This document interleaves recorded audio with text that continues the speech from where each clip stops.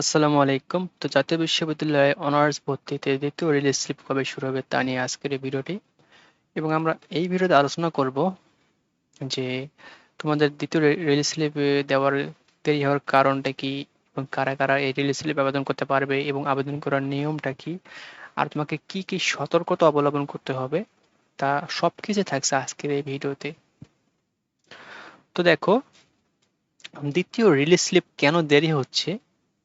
দেখো, প্রথম রিলিজ স্লিপের ভর্তি কার্যক্রম শেষ হয়েছে 3 আগস্ট 2026 সালে। তো এখন আসনের তথ্য মিলিয়ে দেখা হচ্ছে যে কলেজ ভিত্তিক কোন কলেজে কত আসন ফাঁকা রয়েছে, এবং কোন সাবজেক্টে কত সিট খালি, এবং প্রথম রিলিজ স্লিপে ভর্তি শিক্ষার্থীরা কতজন রয়েছে, এবং সিট আপডেট শেষ হলে তোমাদের রুটিন একটা নোটিশ প্রকাশিত হবে দ্বিতীয় রিলিজ স্লিপ কবে থেকে শুরু হচ্ছে।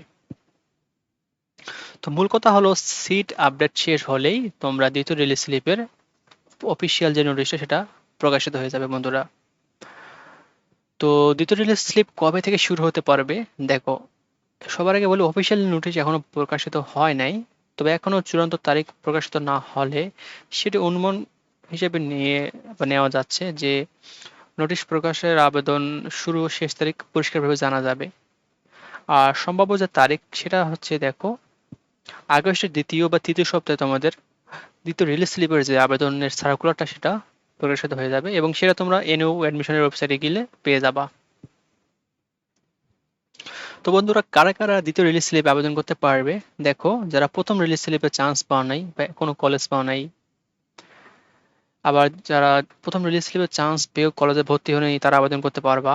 এবং অনেকে আছে যে প্রথম রিলিজ স্লিপে কলেজ পছন্দ হয়নি এই জন্য তারা, বা সাবজেক্ট পছন্দ হয়নি এই জন্য তারা কলেজে আবেদন করেনি, তারা আবেদন করতে পারবে। আর অনেকে ভর্তি বাতিল করেছে, তারা পুনরায় চাইলে আবেদন করতে পারবে, অর্থাৎ তোমরা আবেদন করতে পারবা। এখন বন্ধুরা, আবেদনের নিয়ম ও গুরুত্বপূর্ণ সতর্কতাগুলো আমরা জানবো।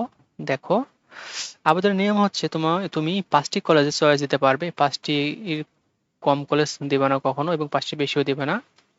এবং তোমাকে দেখতে হবে ওই কলেজে কোন কোন সাবজেক্ট আছে এবং সেই সাবজেক্টে সিট ফাঁকা আছে কিনা সেটা দেখতে হবে।